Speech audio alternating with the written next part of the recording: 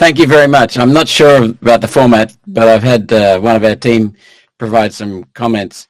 And I'll start with first of all, I want to acknowledge Leighton's comments about freedom and minimizing central government. He was smack on target as far as I'm concerned. And Vatatis, it was wonderful to hear someone start a talk with the fact that politicians' primary duty is to listen. So I'll share my thoughts. I'm not sure about the format, so if I'm heading down the wrong track, let me know. The Parliamentary Library has a thought on this topic, which I'll share with you to start. And I'm going to quote from the Parliamentary Library.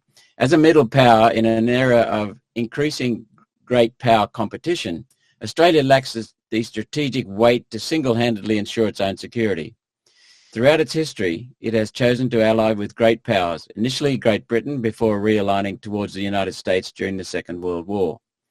Australia has fought alongside them as a junior partner in conflicts in Europe, Asia and the Middle East to forge enduring relationships and maximise the probability that they would defend Australia were it threatened. Australian concerns about the trajectory of a more aggressive China have driven the AUKUS alliance to greater levels of intimacy. That's the end of the quote. So let me talk about my own comments. Firstly, let's talk about what's correct in that quote from the Parliamentary Library. The United States did defend Australia during the World War II at a time when the United Kingdom's War Cabinet chose not to do so, even though it had been fairly close to to Australia and New Zealand. While they did have their hands full at the time, given our respective geolocations, it's most likely that in any future conflict in the United Kingdom will once again be otherwise engaged. So we can't rely on the United Kingdom. I think it's very important to recognise also that recent information reveals the Battle of the Coral Sea was a battle between a Japanese invasion fleet heading to Australia and an Allied fleet led by the United States, which stopped them. But I want to point out that my understanding is that that was done for the United States' benefit, not Australia's. We were a secondary beneficiary. Having lived and worked in the United States, I've spent 5 years over there. I'm married to an American who's now an Australian citizen, a dual citizen. Both our children are dual citizens. I love and admire the United States. So I've lived, worked, studied there. So I see nothing in Australia's relationship with the United States to suggest that the United States' position has changed. Despite a growing presence of China in Australia, a growing multicultural society and a much more diverse export economy, Australia can still rely on the United States for our security, so we think. Australia must also acknowledge, though, a defence treaty with the United States is a two-way street. The purchase of Virginia-class submarines off the shelf is a great idea, and Australia should be proud to make that purchase, while noting we may need to use these amazing subs on your behalf as well as our own. Such is the nature of a defence agreement. And then I must admit, though, that there are commentators in this country who think that the submarines will never come to Australia, which has been validated throughout our past history of such talk. Such is the nature of a defence agreement. Participating in the development of a new craft is, however, placing our long-term defence capability in doubt. The huge financial costs being committed will have an onerous opportunity cost and must be reconsidered. Purchasing United States missiles, which I understand is under consideration, also makes a great deal of sense. What I do not agree with in the passage I read earlier from the library is the underselling of our mutual obligation for Australia's defence. This is what Australia would call our cultural cringe, a belief that we are less than we really are and certainly less than we can be, despite the cricket. Australia, across its history, has lost 100,000 of our best and bravest protecting other nations, and by comparison, very few protecting our own. We have far more capability to deliver than our current strategic direction assumes. Australia has over the years produced high-quality military hardware, including the Anzac frigates, Hobart-class destroyers, Boomerang-class fighters, Sentinel tanks and Bushmaster PMVs, and the Owen machine gun. We have had over the years a diverse and impressive domestic military manufacturing capability. Australia could not make this contribution today, and that lies at the heart of our security challenge. We do have a domestic ordnance and small arms capability. EOS make the R400 heavy caliber weapon. We produce Bushmasters and have a military drone capability. We are selling Cape-class patrol boats overseas. These could be adapted to provide a platform for drone, mine and landing uses, which Australia is not doing. This is the full extent of our domestic military capability. We've gone backwards under successive governments, both sides, Labor and Liberal Nationals, and it has to stop. Because this hollowing out of Australian defence industry stands in the way of Australia truly honouring the mutual defence responsibility that AUKUS places on us. Steel is still at the centre of all modern warfare. Our steel industry is down to 6 million tonnes a year in an international steel market of 2,000 million tonnes. So we produce 0.3% of the steel in the world.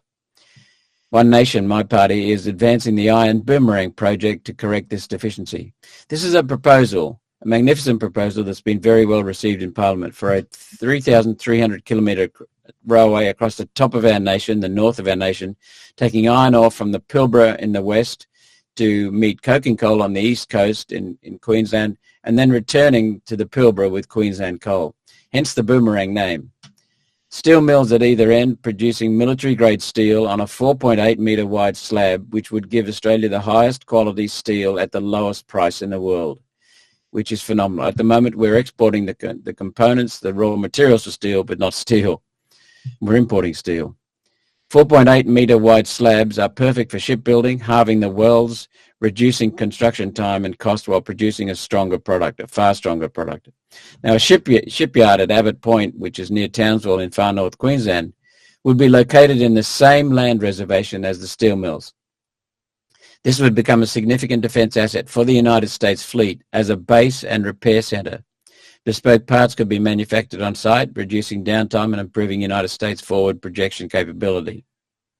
The railway itself will allow quick deployment and supply of military assets across the entire 3,000 kilometres of Australia's northern coast. This is a capability we have never had. Australia is moving into the emerging space industry as well. Australian drones are making a difference in the Ukraine. We have everything we need in Australia to develop a substantial drone capability. This is another area Australia can become a real partner with our allies. Now, acknowledge the United States military spent a great deal of time and resources during the Second World War building roads across Australia to improve our capability to service our military. Australia should complete that job, and as a matter of priority. There is a very long list of products we currently do not make in Australia that we absolutely must make or accept being helpless in the face of foreign aggression. Some of these are so simple. The humble welding rod, for example, is no longer made in Australia. 100% of our needs are imported from China. Same with tool making equipment and tool makers. They're drying up in this country through our neglect of manufacturing. Imagine the effect of not being able to weld should that supply be cut off. The things we have done to ourselves in recent years beggars belief. I mean, it's really unconscionable.